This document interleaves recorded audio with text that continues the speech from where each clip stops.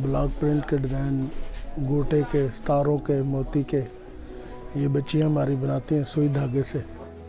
मेरे वालिद साहब 50 साल पहले ये काम करते थे, 60 साल मुझे हो गए। ये हमारी दुकान बहुत पुरानी है।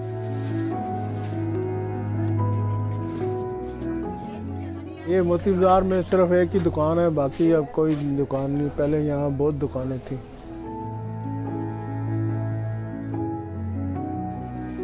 ये जो है ना, अपना मिट्टी का तेल होता है, नील होता है कपड़े धोने वाला, ये उसमें हम मिट्टी के तेल में डिप करके उससे ट्रेस करते हैं।